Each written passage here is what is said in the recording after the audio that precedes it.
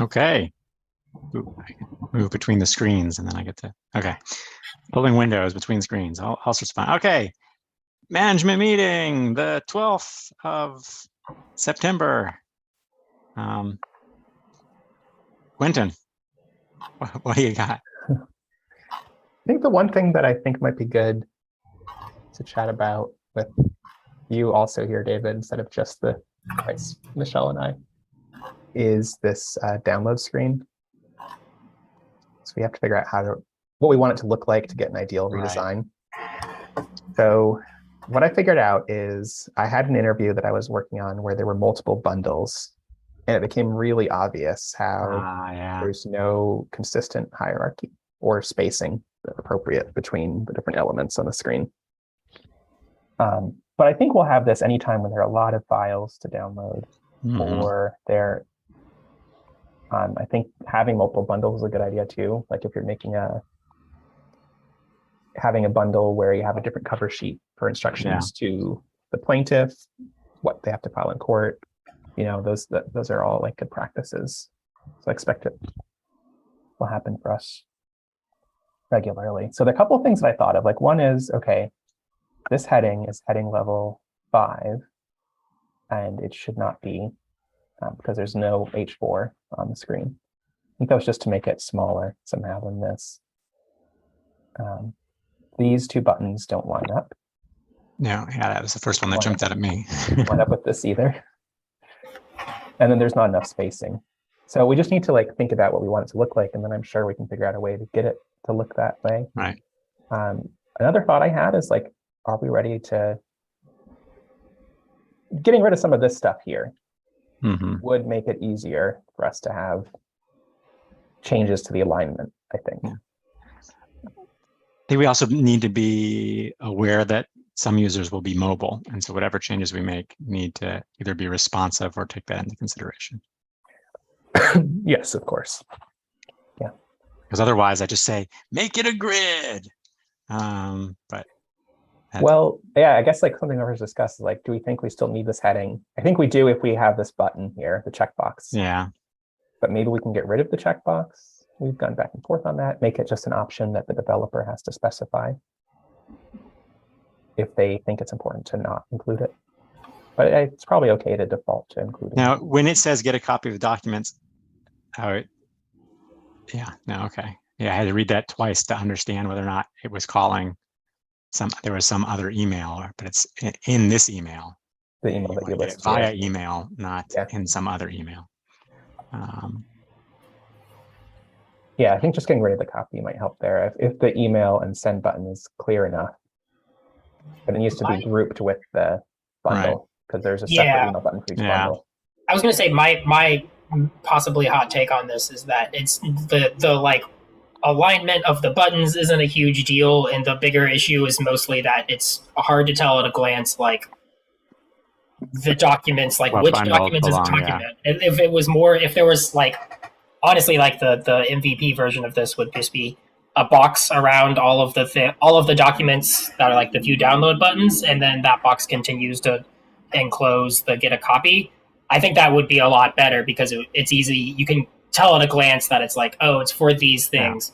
It's not perfect, but I think that's the bigger of the issues, and less that they're the exact alignment and the exact header size and things like that. Yeah, that's actually possibly more complicated to do than so I don't think we want a box anyway. I think Whitespace would probably group it as well, but I think some sort of division between. I almost feel like if you put a horizontal line between each of the packages, that establishes a lot of what Bryce said. But also, if you pop out that tenant complaint for emergency repairs, make that a title that runs across the entire horizontal, and then have things below that, and then right align all the buttons with the same width. Then that would clean it up a lot. And then on smaller screens, you can have a dynamic width so that the width of the buttons becomes large when you have on a phone. And so then you have just everything's in a row of its own. So one option for sure is to, this is a bundle. So the bundle has a title that we're not displaying here. So we could display the title of the bundle or make that at least an option. I don't think we can disrupt everybody's existing download screens to add that, but we could make it a new default at least. Probably by just changing the defaults in the Weaver. So this would have this right underneath here, where the 4, right underneath the 4, that's a separate bundle. It just happens to have one document. But Okay, yeah, you would so it want could to have make a heading that runs across all of the documents, basically. But you're suggesting take the label for each individual document and make it above the buttons. We can see how that looks like. I was thinking that was the name of the bundle, actually. I didn't realize those were bundles with just one document in them. Yeah, it would be like might be unusual to have a bundle with multiple, with just one document. But because like is that image there from you, Michelle? Is that when you have multiple documents in a single bundle? This is just zoomed out a bit here. Yeah. It's actually, I think it's very similar, right, Michelle? This is actually, I think, from the same interview, but she just It's the made it same on a grid. interview, but it isn't the same result. I Yeah, but it seems like there are but didn't figure out the different how to get the same display. So, but the difference there is that on the top one, it's a bundle with multiple documents, correct? Correct, and the bottom one is a single document bundle. Yeah, I mean, I think there's more white space here, so I think that helps with the grouping. Yeah, right the white space, if you had a title for the bundle and maybe a horizontal line between bundle, I think Bryce's I don't want to do a line or a box. My point is that Bryce's intuition about some demarcation between bundles through a combination of titles or other visual signals, I think is the thing that was confusing, right? I think that's the big issue. Yeah, it was the lack of space or separation, grouping. But then the other thing, this still doesn't quite clearly convey to me that it's related to the bundle, even with the space there. So what do people think about taking this text out? Or changing it. I think that text is, I read it and was confused the first time through. I think it might need to have the name of the bundle, because right now I'm like, is it just sending the last thing or is it sending all of those things? I guess people might assume it's sending all of those things. You could say, send a copy of the above documents via email. I mean, that's not the right language either, but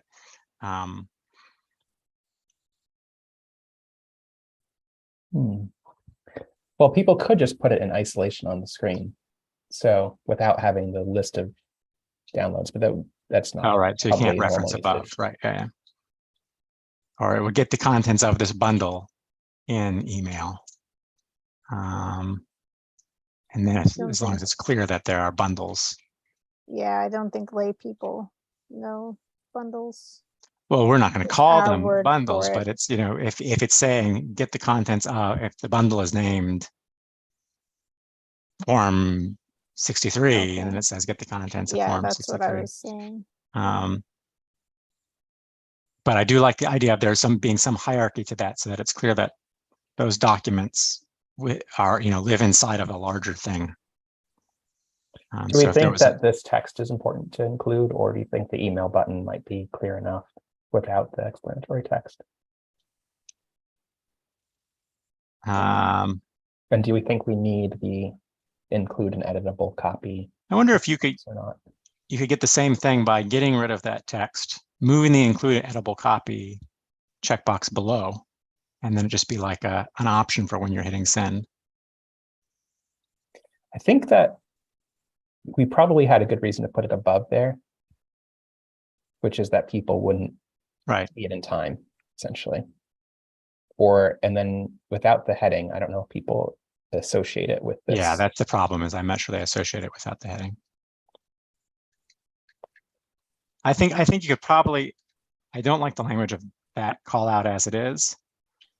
I think your intuition is right, that if we get rid of the text, then it would, the checkbox doesn't make much sense. Doesn't have enough for someone to understand what it's connected to. So if we think that having an editable copy is an important option, then we probably want to just change the text. That would be my guess. I'm just brainstorming here. I mean, everyone else is. Yeah, I think the problem is like how to group this heading so it clearly is related to the bundle, but has a a hierarchy that's strong enough on screen. So I think what do people think? Is it? I mean, I might not. Maybe no one else has an opinion really about how important it is to have that be configurable by the user, the editable copy part. But I don't think I think there has to be some configuration because there are definitely use cases when you don't want an editable copy, and there are use cases when you do want an editable copy. But for the user to make that choice rather than the developer. Oh, okay, we're talking about the end user. That's an interesting question. Certainly, also, I feel like that it made more sense whenever we don't have e-filing, but I feel like it makes slightly less sense on forms that we would be adding e-filing to, which admittedly is still not going to be the majority of any of our forms. But I am leaning towards like if there's a form leaning towards just having the default be like whatever the developer, having the developer choose, because if you're making an e-fileable interview, you don't need it. You don't need an editable copy. If you want to download a copy, you can, but you should just be sending it straight through. And if you're on a non-e-fileable interview, then it should be editable. Like I don't feel like there's a really strong need to have it be not editable if they're downloading and printing it anyway. It's because I feel like the only time that I've ever seen people really be like, oh, this shouldn't be editable is like when we're sending things into the court. And that's, I don't know. I don't agree with that. I don't agree with the courts needing things to be not editable anyway, but like I think that's the only strong case that we need it for. So. Okay. Well, the other part to talk about is this revised grid here that Michelle worked on. And I don't remember, there were some constraints, right? Like that might make us need to keep this big space between the text of the form and the button. There was some possibility that people would change the text in the buttons, or that they would add buttons. I think there was one more button that is potentially addable. I don't know. But yeah, or it might have been the that view was button the is way to optional. left align things. There's not always a download button. Is that what in the view? I think one of those is optional for sure. I don't think there's a third button that I can think of, but I think it was, yeah, I don't remember exactly if we didn't put it in the issue or any other documentation. But also it was a way to left align things, I think, which we wanted it to be close to the text. Closer to the text. Yeah, I think that was the big issue, is that all of, like, for example, all of those titles are now on 2 lines, and at a glance, it's kind of hard to be like, oh, which title is going to these, because they all sort of blur together and expand exactly along like the row that is invisible and spreads all the way across the screen, which probably isn't as big of a deal. I don't know if that's a smaller sized screen, or if it gets any bigger on like full desktop. This is a smaller size screen. Yeah, it is. I guess it is a smaller screen. So I think we could probably right align the text instead of left aligning it, but that, my guess, that's how the labels work on the forms. So, and it works well there, but we probably do want it to be narrower of a gutter than this, right? I think in my branch, I did decrease the gutter a little bit.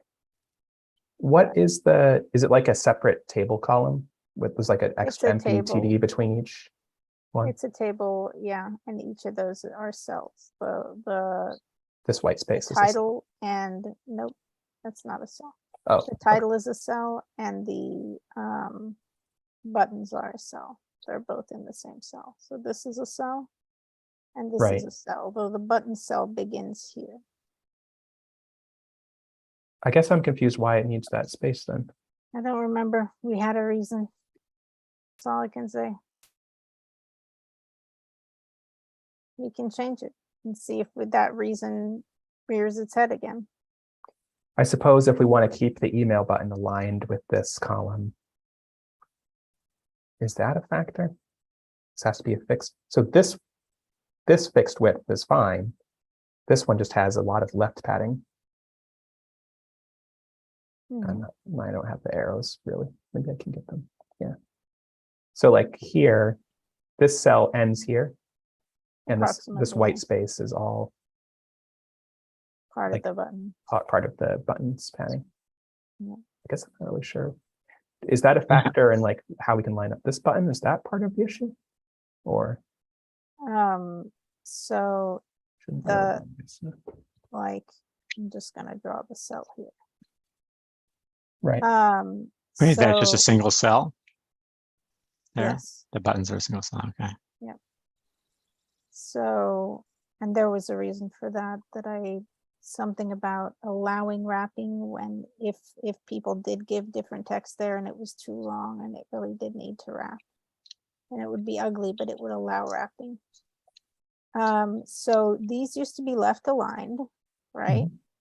So they used to be here. Type of thing. Oh, so the buttons are right aligned now. And And now it's- the buttons are right aligned so that they can be aligned with the send button. So it's that this is a fixed width. And this is So- a fixed width. I guess these are both fixed width. It's not a fixed width. Is one of It them a fixed width and the adjusts other one for- adjusts? It adjusts It's a for- percentage of the viewport, I guess, fixed percentage of the viewport. I don't remember if they're both, if one of them is fixed width and one of them is adjustable. That may have been part of the problem.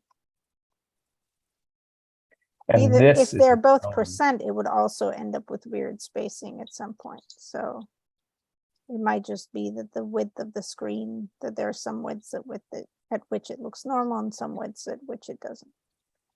So this over here Mhm. is it also two table cells? They'd be No. different, obviously. Nope, they're not a table. Yeah. Would moving away from a table and using like Bootstrap's grid give us any other options? I wonder. Yeah, I think so. I maybe not grid, maybe columns, or maybe grid would work. Columns doesn't create a table, so that's not a problem. It might give us some more options. I think we'd end up with the same question of whether we want to align them right or whether we want to align them left next to the text, right? Well, I think one thing I guess to think about too is, do we want to have, I think we decided we can X out this, which is good. I feel like that's the right choice. That will give us a lot more room to group the things visually. Because like, yeah, but then do we want this at the top or the bottom? And if so, I mean, there's no reason we can't move the email button for the interviews that need it. We don't have to go back and fix old ones because the button alignment doesn't really matter as much when you don't have a long list and when you don't have multiple bundles on one screen. It's a little ugly, but it's not huge. Well, if we put it in the same layout, basically, if we generated the download list and the send button as one at one time. can we maybe just pause this for a second, see if anyone else has something they want to bring up for management? No, that's fine. Did anyone else have anything they wanted to bring up for management? Yeah, I have some kind of management. It also sort of bleeds in a bit to deep divey stuff, but I have some broader questions for the affidavit of indigency supplement, which Okay, for the for appeals court. yes. So first off, Quentin gave a ton of good feedback on it on Thursday evening. I didn't know if y'all also took a look at it on Friday or not. No? Okay. That's fine because Quentin gave enough feedback for me to do a lot of stuff on. But from the feedback, I think I have like the general questions I had, like outside of like specific things. The general questions were I think Quentin mentioned a few times, like trying to explain why we're asking for certain things, and roughly, like explaining why we're asking certain questions and sort of how much information do we really need. And that's a legal question that I don't know how to answer. I think my best guess is that on the old affidavit on the old affidavit supplement repo, there were a few I'm blanking on issues. There are a few issues that is it Sam? Yeah, Sam Roth had made, who's like the original author. I have no idea if he's probably still not at Suffolk at this point. But yeah. But he had made a few issues that were I think I had mentioned things like that. I think Caroline and maybe Kate had also said that the main purpose is to sort of forward looking, like would paying for the court fees like cause you harm in the next timeline? And so I guess the specific questions are like, what's the actual timeline that like someone would be looking forward to, or like the judge would be looking at it to try to determine if it's like would cause harm? Is it just like, oh, in the next few immediate months? Is it as long as it would expect the case to take? Like, I don't know how many times you keep paying fees in most cases. And then the second half of that question is, okay, what is that actually like? What I feel like I would have a lot of trouble trying to draw the line between like, okay, what information does the court actually need to determine? Because there are several things that it's like, oh, list all of your assets. It's like, all of them? Like, I have a desk, I have furniture. Like, do I have to list every single thing in my house? And it didn't look like it felt like a very thorny issue to try and bring up, but it also sort of that's at the point where we need some answer, at least for the immediate, like, what do we want to release for the e-fileable appeals form iteration of this? So time period wise, okay, so for an affidavit of indigency, you would submit a specific list of things you're asking to be waived. So I would think about it in terms of the next few months. If you had a new expense that came up throughout the course of the litigation that you want the court to pay for, you would submit a new request. Okay. So that might be something like paying for an expert witness or paying for tapes, like if you're doing an appeal. Those are the kind of things that might come a little bit later in the course of the case, but probably in the beginning, you don't have to predict all those expenses before you ask for the waiver. That would be more about the filing fee and immediate expenses, like getting service on the other party, maybe using the sheriff to serve your case rather than trying to pay a process server. So that's an easy one. In terms of assets, we can check with Paul, but I interpret assets to mean things like bank accounts, savings, checking, any stocks, bonds, anything like that, where there's a substantial financial asset where it's easy to measure the value of it. But it also clearly includes things like real estate, cars, boats, like real property, vehicles, and accounts. That's what I would consider assets. Okay. The only thing is, I guess it's just there's a car, like home and car and bank accounts are all listed separately, and then there's a third thing that's just other property, including real estate, which maybe should just be taken as like if they entered more than one home or real estate, then it would sort of just fall over there, and we don't really need to ask for like the value of jewelry. I think there was some conversation and issues saying like, oh, it should be something like closer to jewelry and less like or like jewelry and like boats and things that aren't like, it should be more than just the real estate or just bank accounts. But there wasn't a ton of like discussion on why like they came to that conclusion, but it sounded like something that Samuel had at least talked to with Kate and Caroline about. Well, I think, if you have things of like really significant value, but I don't know, what's your experience, David? You've probably had people with this in terms of whether they qualify for appointed counsel, right? Yeah, my experience is it varies on the court. right? It's like how detailed the person helping the individual fill it out is going to want to get. And I've seen some sticklers who have been like, oh, list everything, blah, blah, blah, blah. What do you got in your jewelry drawer? But I don't think we want to bake that in. So I would say we want to try to probably be as light touch as possible, and as light touch as Paul will let us get away with, because he's going to be the first user who has to care. Which is, I know, is like not an answer, but I mean, there's such variation in how people execute these things. Like I can tell you, like legally, like you're supposed to count things like retirement accounts and all sorts of stuff. Like it's, but That makes sense, though, right? Like, yeah, in terms of what I mean, not that you should have to cash out your retirement. yeah, account. that's the thing If that you always have a gets me. legal Like case, you have to cash out your they should retirement know because you about have a, might be exempt. yeah, I think Okay, it should be exempt, but it's That's not. it's at least it's at least a direction to sort of like work towards, as opposed to trying to like, if it's like comes down to like, oh, this feels like it's asking too many things, I'll just make a note of it and not include it for now. Yeah, and you should always future proof it. Ask for their cryptocurrency accounts and their standings. That was a joke, just to be very clear. Oh, okay. Very I was gonna say, I think we will probably have mostly like essentially just a general like, oh, do you have anything else? And it will be a lot easier to tweak this up to like tweak exactly like I think what we are asking for later.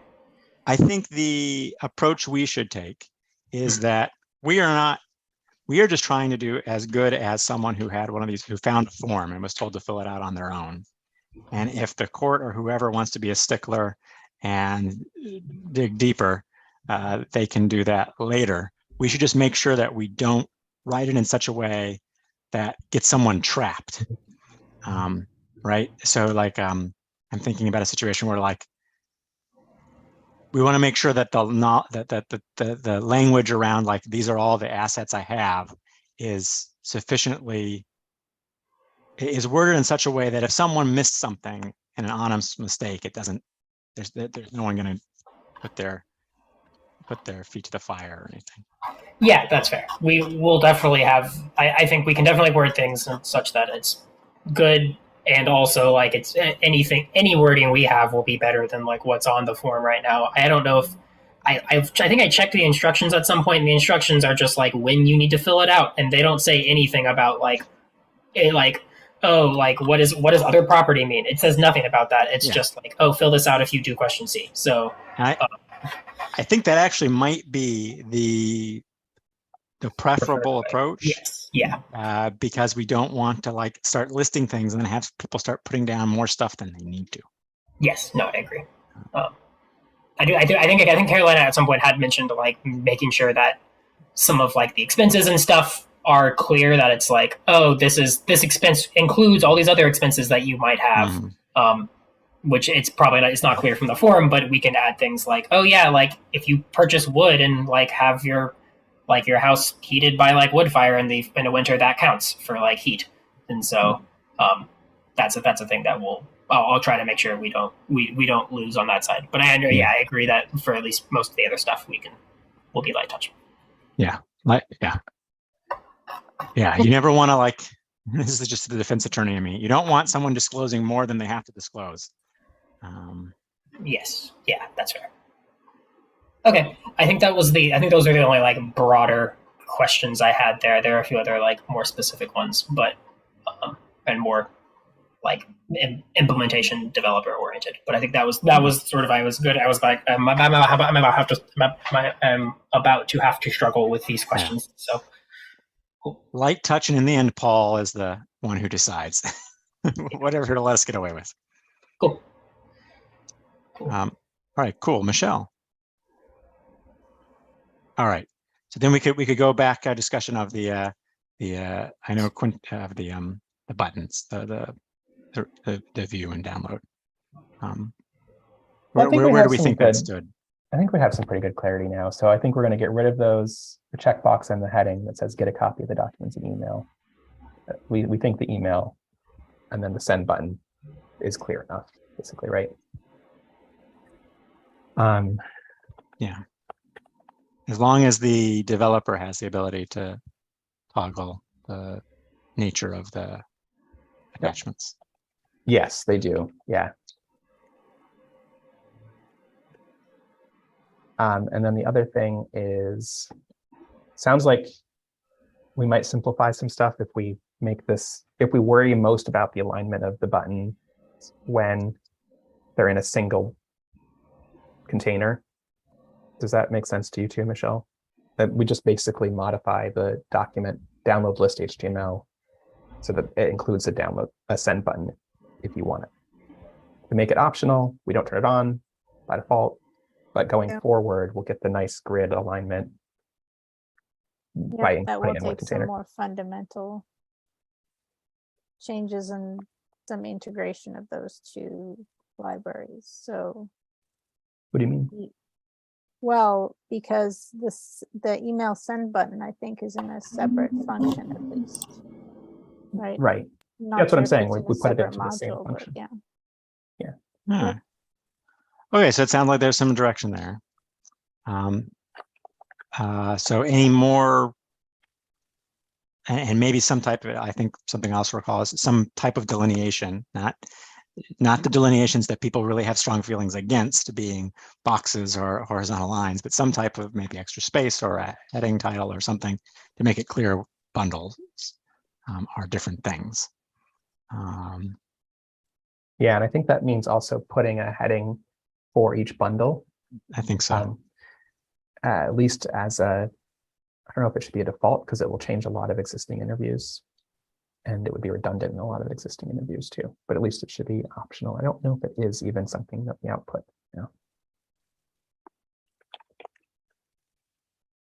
It's right. also something people can do for themselves is to add the heading, by the way, right? They can put it before a table.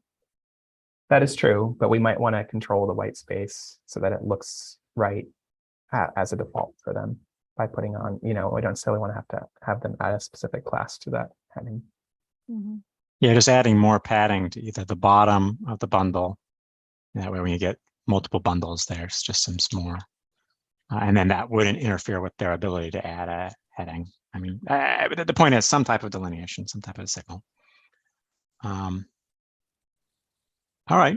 Well, then, is there anything more for management? All right. Okay.